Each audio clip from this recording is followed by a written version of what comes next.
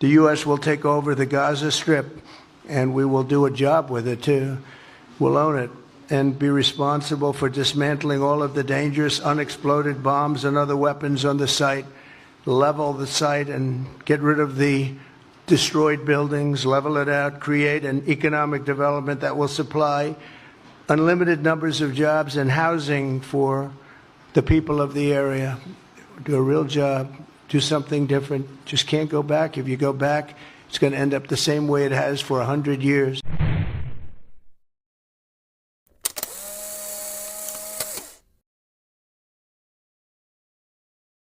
Hello everyone, welcome back to our channel. Today we are diving into a developing story that's making waves around the world. President Donald Trump's proposal for the United States to take control of the Gaza Strip. This plan has sent shockwaves through political circles, sparked debate across international forums, and fueled discussion on social media. While some see it as a bold move to reshape the region, others view it as reckless and dangerous with serious implications for global stability. From the halls of Congress to the streets of Gaza, reactions are pouring in. So what exactly does this proposal entail? And why is it causing such an uproar? Let's break it all down. World leaders, scholars, diplomats, monarchs, activists and analysts have all spent decades on failed plans for Gaza and the goal of bringing peace to Palestine. None of them has ever come up with anything remotely like this, though. Well, President Trump's Gaza plan is to relocate about 2 million Palestinians to Jordan and Egypt, while the United States clears the war-torn strip and leads a massive project to rebuild it. With his real estate hat on, in place of his red MAGA hat, the president imagines a glorious resort city for Palestinians and investors from all over the world. I think the potential in the Gaza Strip is unbelievable. And I think the entire world, representatives from all over the world will be there, and they'll live there. Palestinians also. Palestinians will live there. Many people will live there. But they've tried the other, and they've tried it for decades and decades and decades. It's not going to work. It didn't work. It will never work. And you have to learn from history. History has... you just can't let it keep repeating itself. We have an opportunity to do something that could be phenomenal. And I don't want to be cute. I don't want to be a wise guy, but the Riviera of the Middle East, this could be something that could be so bad. This could be so magnificent. But more importantly than that is the people that have been absolutely destroyed that live there now can live in peace in a much better situation, because they're living in hell. And those people will now be able to live in peace. Well, as ever with President Trump, there's a lot to unpack there. He's right that history cannot be allowed to repeat itself. He's also right that Palestinians are living in hell. Only a radical breakthrough can end the cycle of endless violence, and we have their decades of suffering to prove it. But the Palestinians are not pawns on a chessboard. They certainly won't move by choice. Forcing them to move is called by definition ethnic cleansing. And who's going to do the forcing anyway? Israel has waged a brutal 15-month war in Gaza, which didn't even depose Hamas. Sending US troops to seize Gaza would be a drastic 180 on everything candidate Trump stood for. And Congress may have one or two problems with a decades-long military occupation and a multi-billion-dollar building plan. As for Gazans returning to live in harmony with investors from around the world, well, good luck with that. But here's what I really think is going on here. Listen to the final part of Trump's press conference. We'll make sure that it's done world class. It'll be wonderful for the people. Palestinians mostly we're talking about.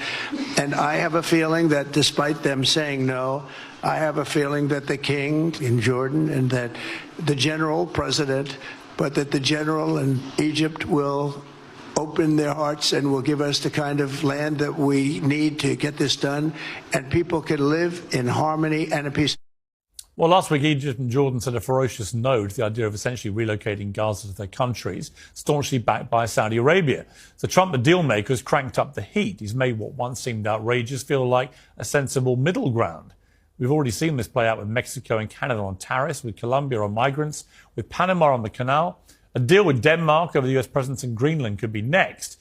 We know that President Trump would love a Nobel Peace Prize to take back to Mar-a-Lago. A big shiny deal between Saudi Arabia and Israel would be one hell of an entry. Well, stacking the negotiating table with crazy demands that are designed to be sacrificed might not be so crazy after all. Of course you do too. Everybody should take this seriously, because this is no longer about Palestine. We, the Palestinian people, are used to this. We've been subjected to a war of extermination for 100 years. We resisted, we existed, we remained, and here we are. But do you think that is now American It's policy? failed. So apparently it has found some purchase. The Zionist idea of cleansing Palestine is finding some purchase. So it's a huge reason and call for concern and action. It has to do with our international order.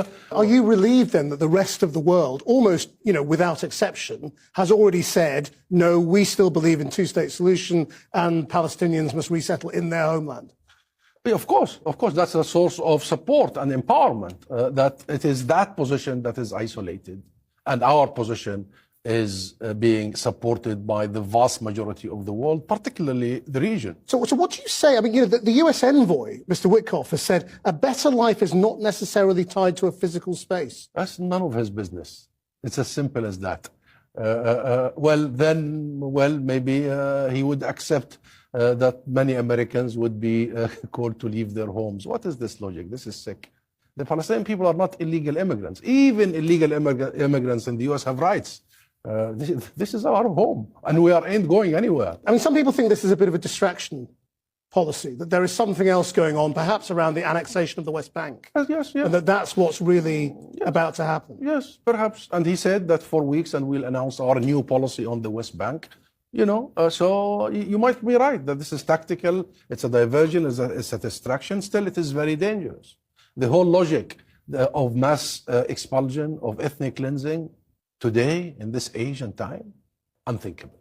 So we expect the international community to actually unite at this point in time and fend off this. Otherwise, believe you me, everybody is watching. What comes next will not be Palestine. But it's clear that the logic of Gaza this... was the last of a barrage of claims. He wants to take over Canada, Panama, Greenland, and what have you. So this is not a joke. It's not a joke. The logic from the Trump position is, well, this is going to take, a decade or more to rebuild. And the rebuilding is the thing that Israel effectively has a stranglehold on. If Gaza is not able to rebuild and life is completely unsustainable there, which they can make it, I mean, what can you or the outside world do about it? We just need to remove that Israeli stranglehold. That's what we need to remove. We remove the root cause of all this. We have to exert the pressure that is needed. Israel is not a fact of life. Israel also is subjected to pressure and functions under pressure, and go back to history. The problem is, we have never really, and this brings me to the main point, the international community has left this to fester until we get Netanyahu and Smotrich and Ben-Gvir, who believe in the full erasure of Palestine, and they go to Washington and they find purchase. So now is the time when we think again, and how do we, as an international community, actually take the situation out of this complete off-a-cliff scenario into a track whereby Gaza is rebuilt, Gaza is united with the West Bank, a state of Palestine is established, the occupation ends. Do you think this jeopardizes the next phase of the ceasefire? It could, and hopefully it will not, because that would be the catastrophic scenario. That would be the worst of all scenarios. I mean, to go back to the time of genocide, the mass murder and the mass destruction we should never go back there. Time is for action. That's why this is the moment for the UK to recognize the state of Palestine. This is the time for the UK to take a leading position in the international community to implement the two-state solution. This is the time to empower peace and to become peacemakers, no matter what side shows and what big statements are made anyway. بلادنا بدهم دولتين حياهم الله، بدهم مش احنا قاعدين. ما بنروح اي مكان بلادنا وبلاد جدودنا هذه. هم اللي اجوا من اخر الدنيا، اجوا عنا قاعدين بذبحوا بدمروا بهجروا في الناس وبخافوهم بالتدمير وبالقتل. يعني احنا قاعدين في ارضنا هنا وصامدين، اللي بده يعمر مش حجة انه يطلعنا برا وبحجة انه يعمرنا. طب ما انت بالاساس انت اللي ساعدت اسرائيل على الدمار اللي احنا شايفينه هذا، عشان هيك بدك تعمرنا واحنا موجودين على هذه الارض. ما فيش فيها انه لازم نطلع عشان تعمرنا مقابل احنا ما نطلع. بالنسبة لتصريحات ترامب هذه إشي مش منطقي. كيف إحنا عشنا الحرب سنة و4 شهور وفي الآخر يجي هو يعطي تصريحات وإن إحنا نطلع منها من أرضنا، هذه أرضنا وأرض أجدادنا، فصعب نطلع منها، أو هو يجيب سكان تانيين آخرين يسكنوا فيها. فلا الاشي هذا باذن رب العالمين مش حيصير ومش حنطلع من بلادنا ومن ارضنا. ليش نتهجر؟ هينا قاعدين راضيين نعيش على ركام بيوتنا ومكان بيوتنا ولا نطلع للذل برا. يعني قعدنا سنة ونص واحنا نتدبح ونتدمر وننفرم في الحرب وفي القصف وفي الدمار، في الاخر نطلع بكل سهولة. ما راح نطلع من هذه الارض، الارض ارضنا وهم اللي يطلعوا منها مش احنا اللي نطلع منها.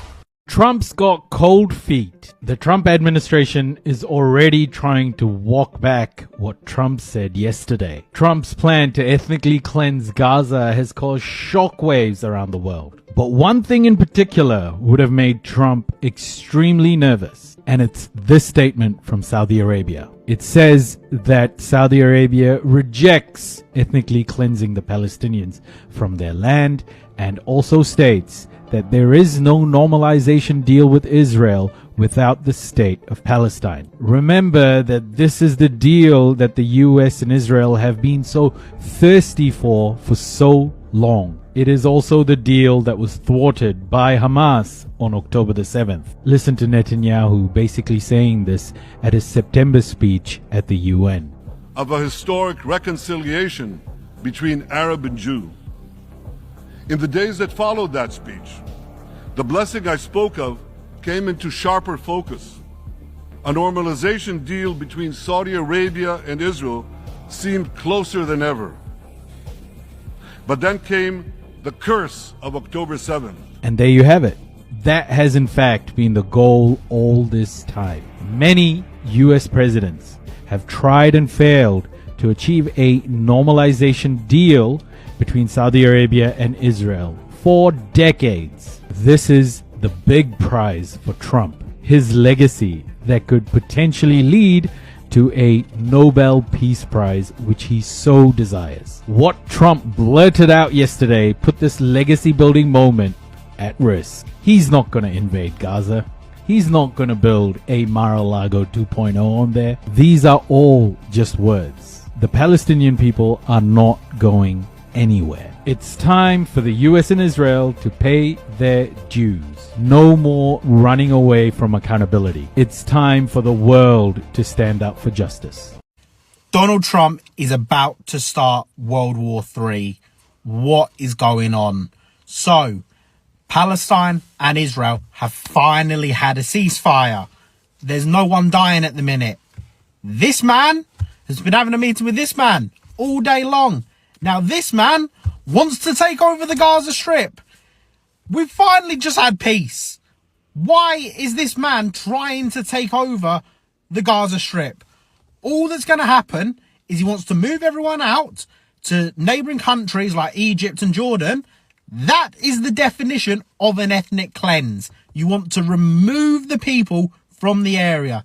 His exact words were level it. He wants to flatten it all, rebuild it, make it part of America. What is going on? What is going on? It makes no sense. Is this just his attempt to make America the superpower of the world again? Or has this man just gone crazy? Is he going to start World War III? Okay, so I just got home. I was out at dinner and then I heard that Trump was saying that he wants to take over Gaza. On the way home, I was pretty much like thinking like different scenarios in my head. I'm like, why would he want to take over the Gaza Strip? It just isn't like in my head. I'm like, that just doesn't make sense to me. Like, what's in it for the US to take over the Gaza Strip? So I was looking on the maps. I was just on Google Maps looking around in that area. And the only thing that really comes up and pops up in my head was, I just zoomed in. You can see right there on the strip, Gaza's Israel right there. And then I think the only thing that like really makes sense is to do a canal right there, the port, go in and build a canal. So that way the US has a canal there that we own and then we can use it for trading. And I don't know, that was just a theory that I have. What do you think? Is that something that's far-fetched or do you think that's something that he's planning to do? Let me know. So Trump just sat up there in a podium and said, we will own Gaza. America will own Gaza. We're going to clear it out. We're going to make it beautiful again. It's going to turn into a nice little resort. He didn't say anything about the Palestinians. For all the people that voted for him, look at you now. For all the Muslims in Dearborn, Michigan that shook this man's hand and gave him a plaque and advocated for this man and going against Kamala Harris, how do you feel right now? For all the white leftists that went for Jill Stein and told everybody to sit out this election and to not vote for Kamala Harris, how the fuck do you feel now? Maya Aoni, come to the motherfucking front. I bet you feel stupid now, don't you? You feel fucking stupid. You put your hands and your fate into a white woman and she delivered you nothing. Not a damn thing. Y'all were so hateful towards this black woman. Y'all put the whole war of Gaza on this black woman because Joe Biden had dropped out. And look what happened to y'all. Look what happened to y'all. The home is going to be a resort, like I've been saying for the past, 6 or 7 months? Y'all vote for this man, you will not have a home again. I bet you feel real stupid now, don't you? That man said America will own Gaza. We never wanted that shit. Kamala Harris would have never done this shit. I bet you feel stupid for putting your fate into a white woman that rarely runs for anything. She don't run for anything but president. She took y'all money. She advocates every now and then. What the fuck you gonna do now? We told y'all could not stop Trump. We told you could not get this man to sway. Y'all were so hateful and so racist towards a black woman that your home is about to be demolished, put into a resort, and now it's going to be the new vacation spot. How the fuck do you feel now? Donald Trump's Gaza plans are screwed. It is hard to overstate just how screwed they are, but let's go. The Middle Eastern countries have just watched Canada and Mexico make a complete fool out of Trump. They have just seen these two countries, when under threat, up the ante, and then seen Donald Trump back down immediately, claiming victory. And so they know to go in hard against Donald Trump with rhetoric, and that will chase him off. So you have already seen Jordan say, if such a plan were enacted, then they would be prepared to go to war with Israel. And Saudi Arabia has already said, nope, and they cannot normalize relations with Israel until the Palestinians have their own state. And furthermore, Trump needs Saudi Arabia because part of his grand plan is to ask them to increase oil supply so that oil prices go down so he can put the squeeze on Putin and also have cheaper energy. So he needs Saudi Arabia. So Saudi Arabia can also tell him what to do and what not to do. Now, let's come on to not just the moving of the Palestinians out, but the notion that you could move them anyway. You've got a population there that refuse to move. They know that if they move out, then they'll never come back, so they're going to resist.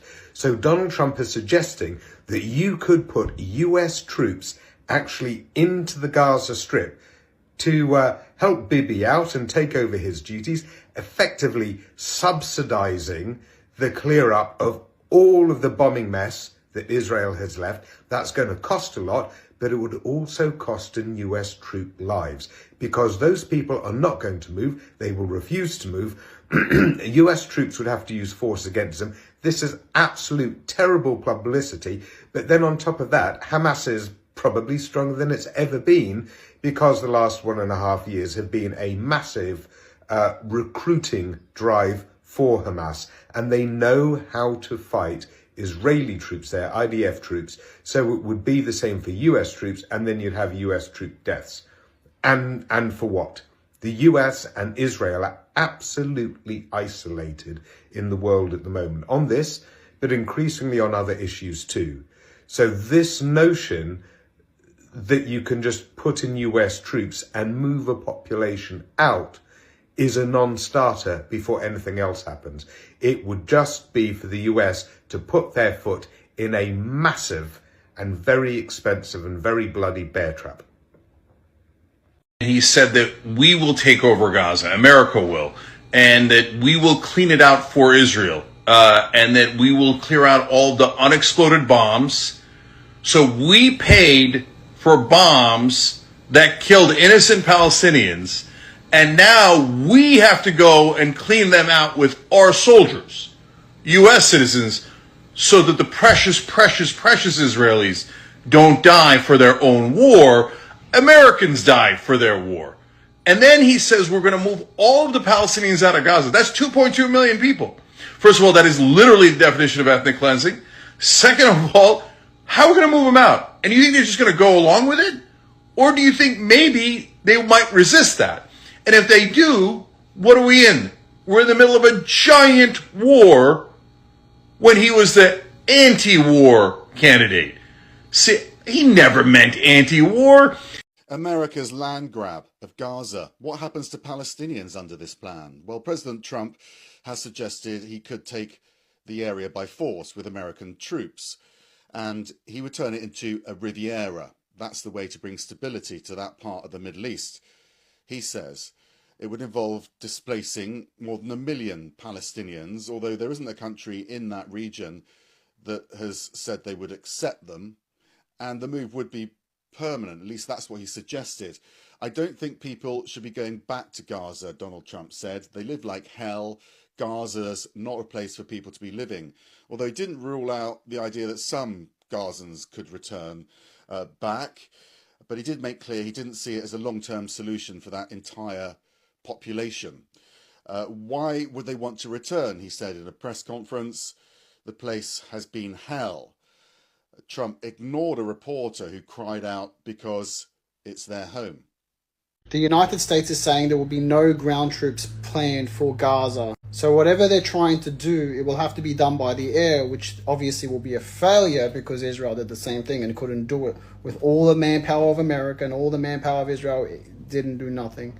Demolished homes, killed 60,000 people, but Hamas resisted. So how does Donald Trump expect to win? Like, does he expect to walk in there, not even walking, sorry, just give them money or just politely say, excuse me, can you please leave? We would like to make this into a nice place after we bombed it for you. He's stepping back. He's not for real. He's probably got brainwashed like a little child by Netanyahu. You know, when you go to a little child, you can pretty much brainwash him. And now that he's really thought about it and his mum and dad are like, bro, that's not good, that's a bad idea. And he's like, maybe that wasn't a good idea. And I think Netanyahu was manipulating me. And now they step back and they're not involved. Now they're like, okay, we'll have a role in the fixing, but it won't be the old. Just reading some of the things that Donald Trump has said about Gaza. He said that the US can take over Gaza and the displaced Palestinians should be housed in either Jordan or somewhere else like Egypt. He says that the US is looking for a long-term ownership position of Gaza. They want to turn Gaza into a Riviera of the Middle East. He said, and I quote, that people should not go back there. Instead, go to one of the neighboring countries where they can live and not die. These were the words of the president himself. Not only Gaza, there's going to be a statement on the West Bank itself as well. He said, I do like the idea of Israel claiming sovereignty over the land there, but they have not taken any positions yet, and they'll be decided in the next few weeks or so. So, in essence, US is trying to wipe out all the Palestinians that are living in the area, West Bank and Gaza. Call it ethnic cleansing, call it occupation, illegal occupation, or call it whatever. This is against any nations. Even UK, for example, the allies are also saying that this is absolutely ridiculous. Alright, Trump's proposal for the US to take control of Gaza has sparked outrage, skepticism, and deep concern across political and diplomatic circles. The idea itself is not only controversial but also raises significant legal, ethnical, and geopolitical issues. Let's break it all down. First, from a legal standpoint, such a move would be widely considered a violation of international law. Gaza is not US territory, nor has it ever been under US jurisdiction. It is currently occupied by Israel, with Palestinian civils swept into devastating war. The idea of a foreign power, especially one with no historical governance ties to the region, swooping in and taking control in reminiscence of colonial era policy that the international community has long rejected. Any attempt to implement this would likely be met with condemnation from the United Nations and most world governments. From a geopolitical perspective, the US taking control of Gaza would be seen as an escalation of Western interference in the Middle East. The US already has a deep military and financial involvement in the region, primarily through its alliances with Israel, but outright control over Gaza, that would change everything.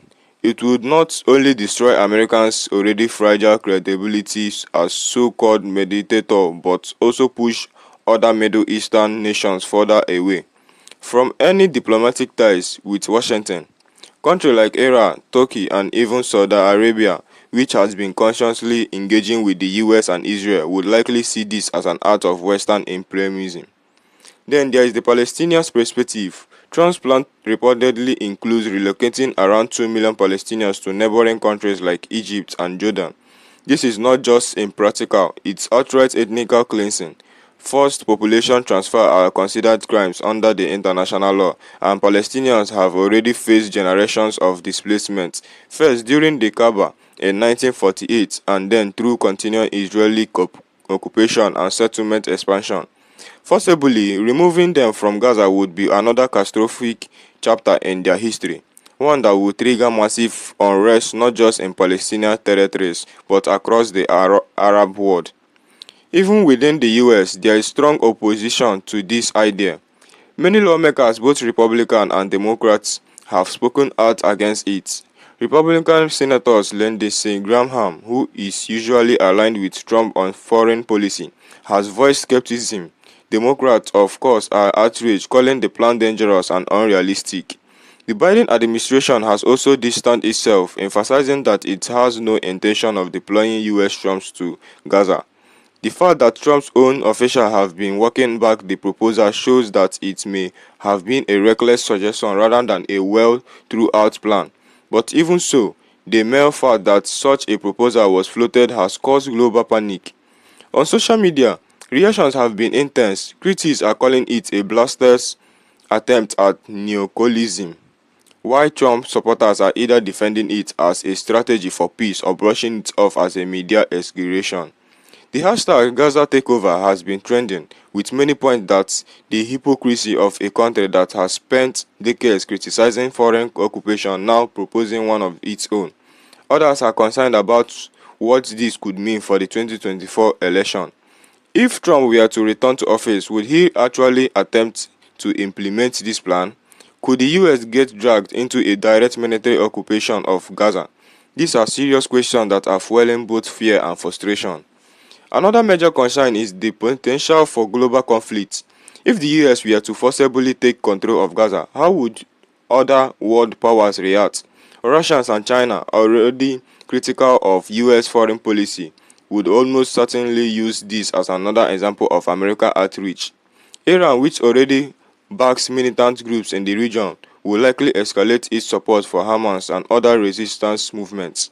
This could spark an all-out regional war, dragging in Lebanon, Syria, and even US allies like Saudi Arabia and Egypt. In the worst-case scenario, it could lead to a situation resembling a global conflict with major world powers taking opposite sides. At the heart of all this is a fundamental question. What does Trump actually hope to achieve? His administration has historically been pro-Israel, cutting funds for Palestinians' aid and recognizing Jerusalem as Israel's capital. So why propose a US takeover of Gaza now? Some speculate it's a political stunt, an attempt to appear tough on foreign policy ahead of the election. Others think it's a way to distract from his legal troubles and shift the conversation toward international affairs, regardless of the motivation. The fact remains that this proposal has been met with near universal rejection. And let's not forget the people of Gaza themselves. This is a population that has suffered through years of war, blockage, and humanitarian crisis. They do not need a foreign takeover. They need ceasefires, humanitarian aid, and long-term political solutions that recognize their right to self-determination. The idea that US could simply march in and redevelop Gaza as Trump suggests ignores the reality on the ground. Infrastructure is in ruins. Civilians are dying, and any attempt at forced governance would likely face massive resistance. Ultimately, this proposal seems more like political theater than a serious policy plan. But even as a historical move, it has dangerous implications. It fuels tension, undermines diplomatic efforts, and signals a willingness to engage in reckless foreign interventions. Whether or not Trump follows through, the damage is already done. The global backlash is loud and clear. This is not a path toward peace, it's a step toward deeper chaos. Thank you for watching, and let's continue this conversation in the comments below. Let us share our thoughts and perspective with one another. Don't forget to like, subscribe, and hit the notification bell to stay updated on this story and more. I will see you in the next video.